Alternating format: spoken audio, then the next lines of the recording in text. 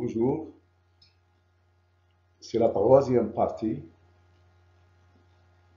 de la séance 8 du cours de biostatistique et informatique destiné aux étudiants de la première année médecine de l'université de Bac-Mado.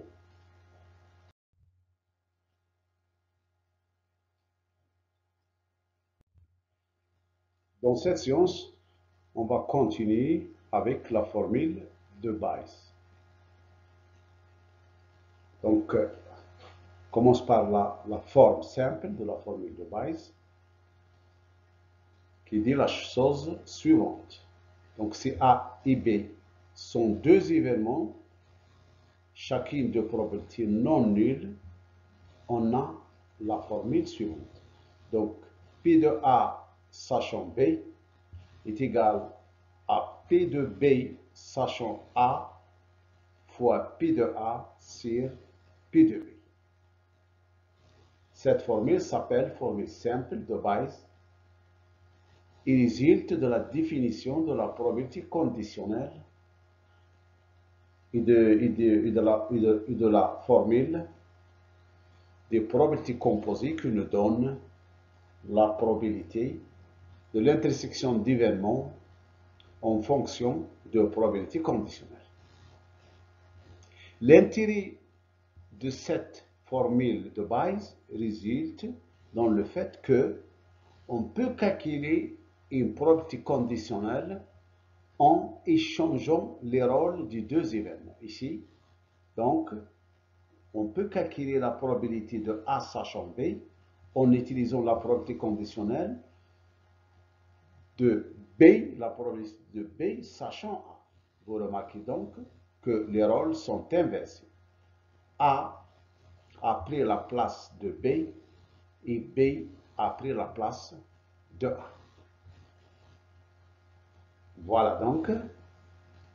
Maintenant, la formule de Bayes. La formule de Bayes s'obtient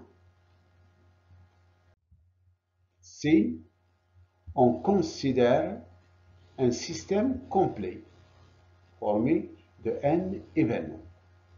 Alors, on peut calculer la probabilité d'un événement quelconque de ce système, d'un événement A et de ce système, par la formule suivante. Donc, P de A et sachant B, B ici est un événement quelconque, est égal à P de AI fois P de B sachant AI sur cette somme.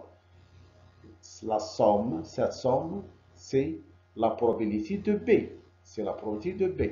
Donc, sur la formule simple de Bayes donne pour les deux événements A et B la formule suivante. P de AI sachant B est égal à P de AI fois P de B sachant AI divisé par P de B.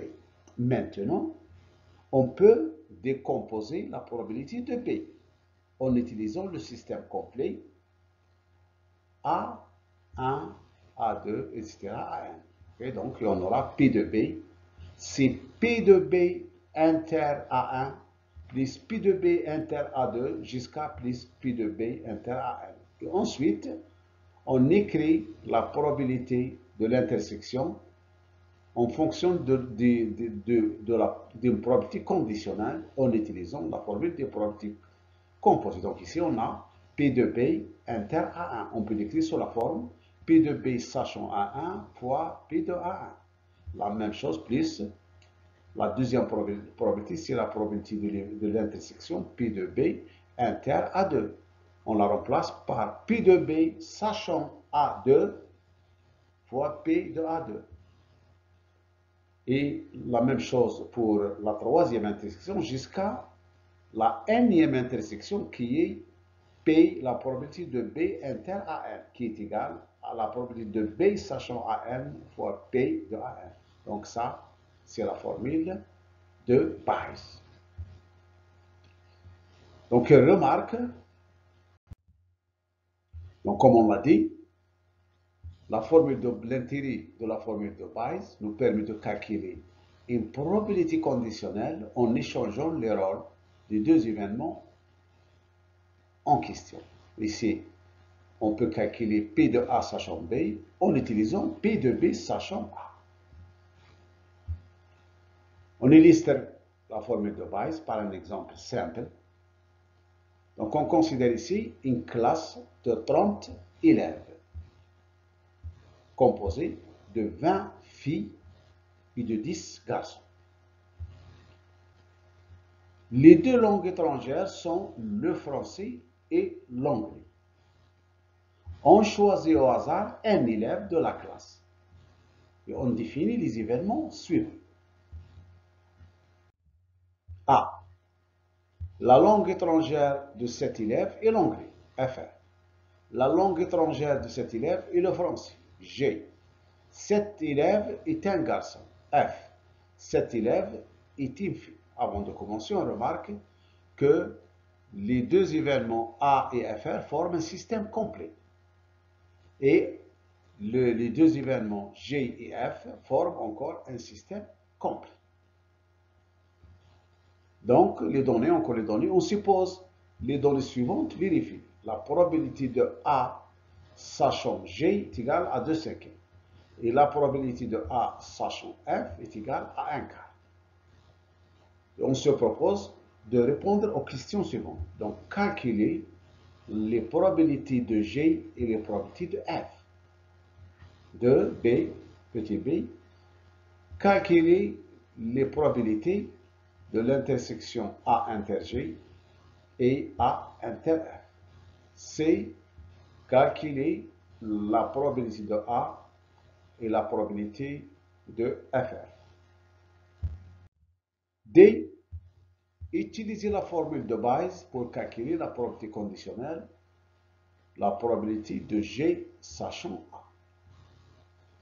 E, déduire la probabilité conditionnelle, probabilité de F sachant A. Enfin, F, remplir le tableau de contingence des effectifs suivants. Solution. Donc, on commence par la première question, ce qui est le calcul donc de G. Déjà, le calcul de G, il est donné directement, puisque l'effectif total, c'est 30. Donc, la probabilité de G, c'est l'effectif de G divisé par l'effectif total. Puisqu'il y a 10 garçons, donc la probabilité de G, c'est 10, c'est l'effectif total. La probabilité de F, c'est le nombre de filles divisé par le nombre total, 2 tiers. Donc, la réponse à cette question se déduit directement de la définition. Maintenant, pour le calcul des intersections A inter G. Pour calculer la probabilité de A inter G, on utilise la formule des probabilités composées, puisqu'ici on a une intersection. C'est-à-dire, on calcule, on exprime cette probabilité en fonction de probabilité conditionnelle. Donc, P de A inter G, c'est P de G fois P de A sachant G. Et on a P de G, c'est un tiers, et P de A sachant G dans les données, c'est 2 cinquièmes. Donc, la probabilité de l'intersection A inter G, c'est 2 quinzièmes. La même chose pour la probabilité de l'intersection A inter F. On utilise la formule des probabilités composées pour dire que la probabilité de A inter F, c'est la probabilité de F fois la probabilité de A sachant F. Et dans les données, on a la probabilité de F, c'est 2 tiers, et la probabilité de A sachant F, les données, c'est 1 quart. OK? Maintenant, petit c. Petit c, on nous demande de calculer la probabilité de A et la probabilité de FR. Ici, on utilise la formule des probabilités totales pour calculer la probabilité de A, en considérant le système complet G et F. Donc, la formule des probabilités totales nous dit que la probabilité de A, c'est la probabilité de l'intersection de A et G plus la probabilité de l'intersection de A et F. OK? Ensuite, on utilise la formule des probabilités composées pour exprimer la probabilité de cette intersection en utilisant Ah, pardon. On a déjà calculé ces probabilités en utilisant les probabilités qu'on les a calculées ici. Donc, on les a déjà calculées. La probabilité de A inter G, c'est 2 quinzièmes. On a utilisé, bien sûr, la formule des probabilités composées. Donc, directement, la probabilité de A, c'est 2 quinzièmes plus 1 sixième, c'est 3 dixièmes.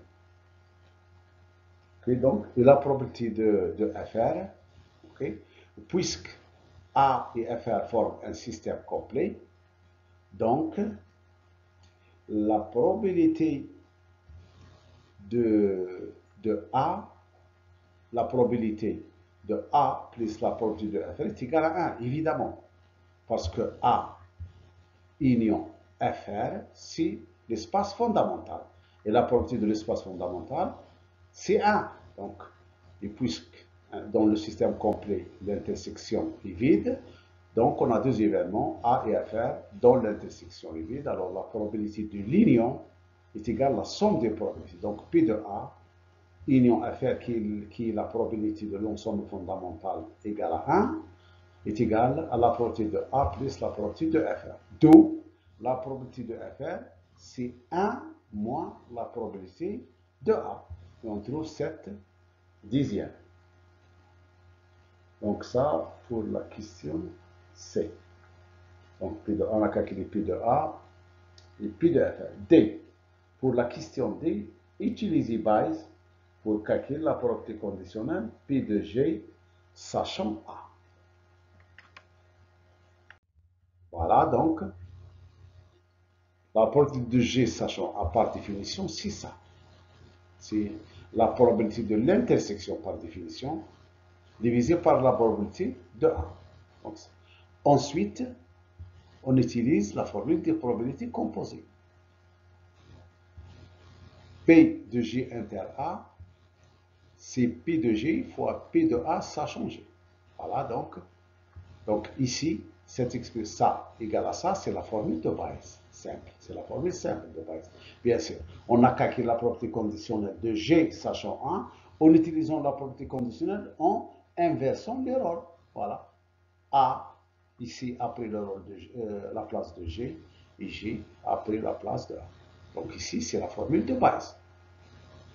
Ensuite, on utilise les données. On a déjà calculé pi de G. Et on a dans les données pi de A, sachant G qui est égal à 2 cinquièmes. Donc ça, c'est un tiers fois 2 cinquièmes divisé par pi de A qu'on a déjà calculé. Donc pi de A, c'est 3 dixièmes. Et on trouve, en fin de compte, qu'est-ce qu'il y a là? 4 neuvièmes. Voilà, donc 2 quinzièmes divisé par 3 dixièmes, on trouve 4 neuvièmes.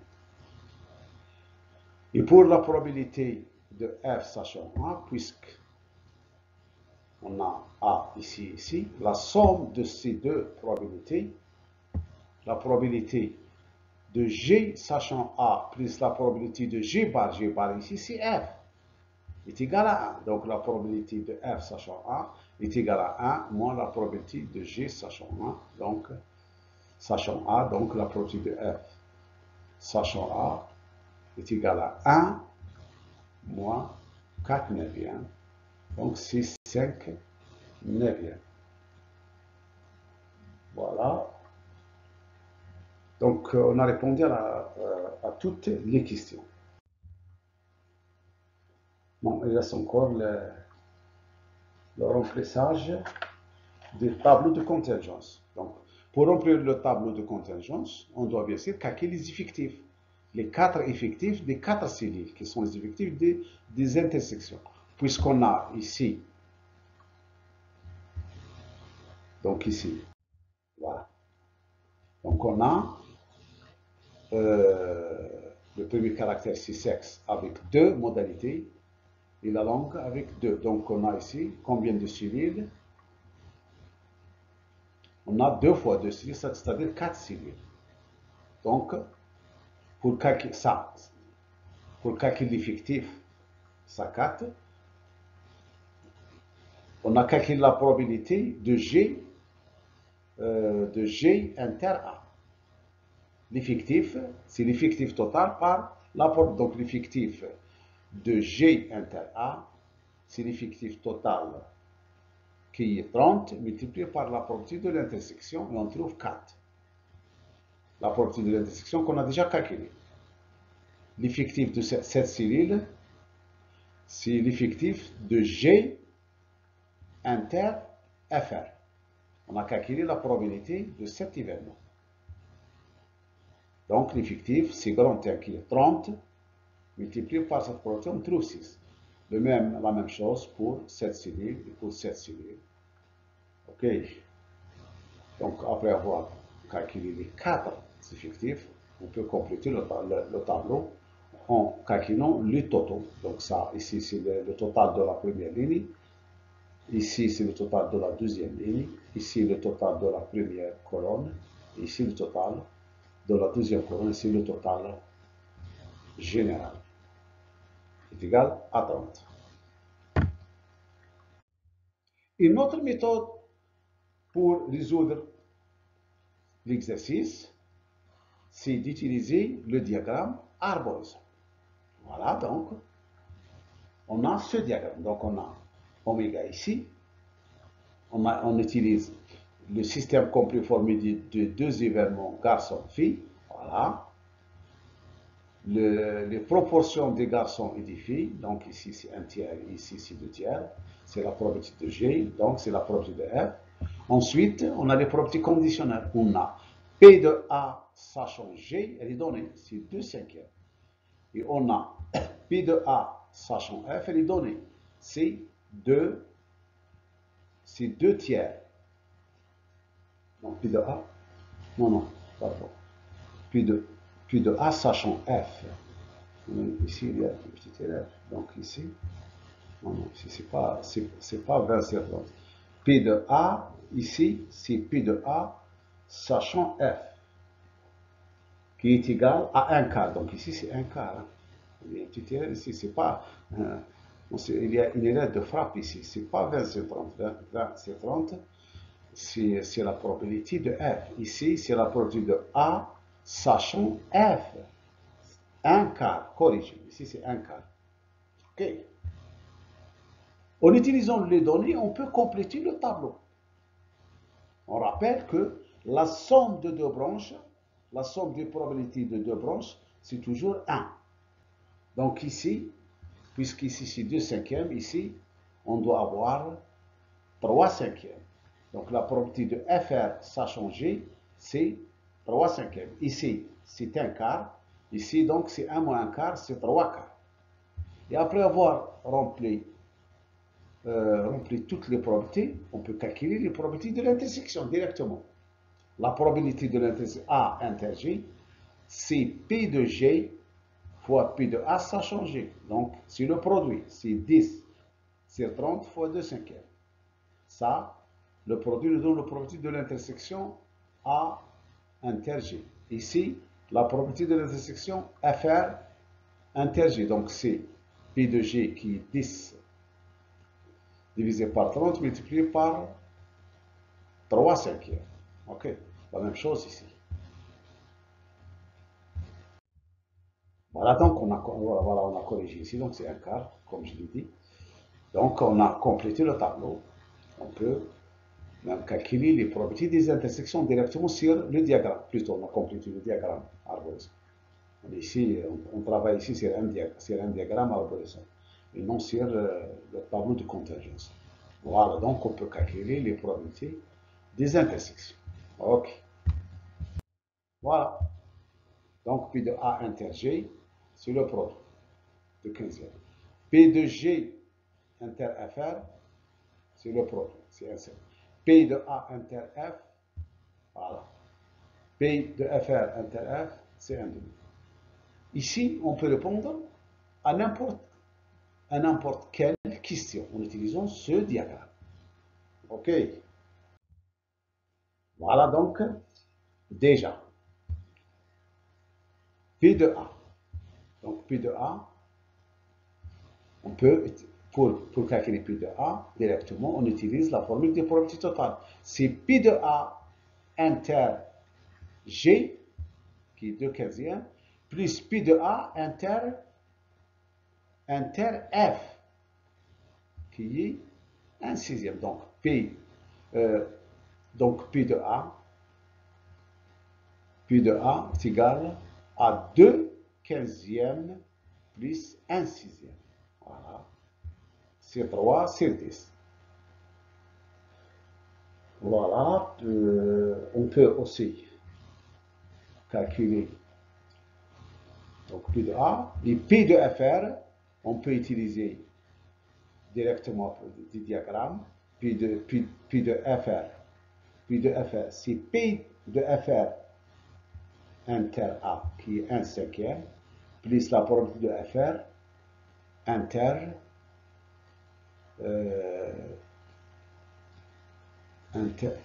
pardon, non, c'est pi de FR, donc c'est pi de FR inter G plus pi de FR inter F, donc 1 cinquième plus 1 demi, voilà.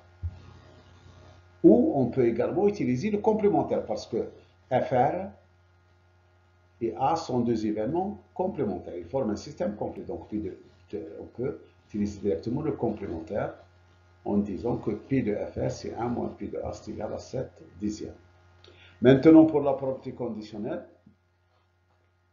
on peut directement à partir de ce diagramme calculer cette probabilité en utilisant la définition. Donc, c'est pi de G inter A sur pi de A.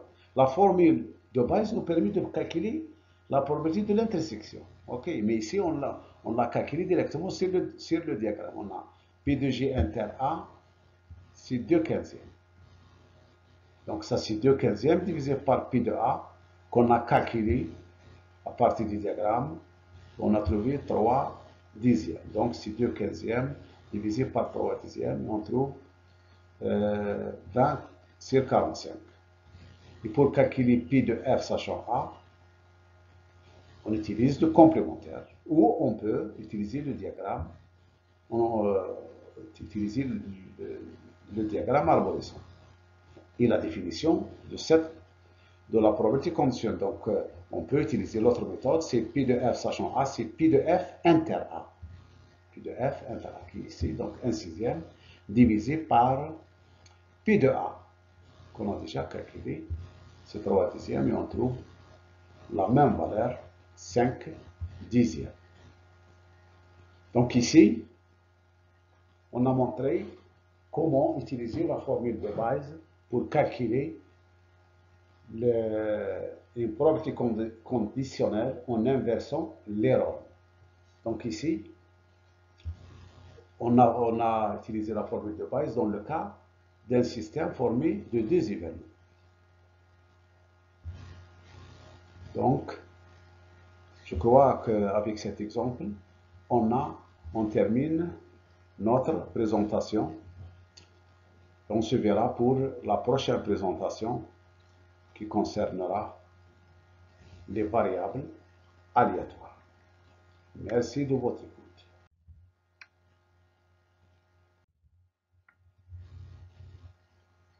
Plutôt, on n'a pas terminé.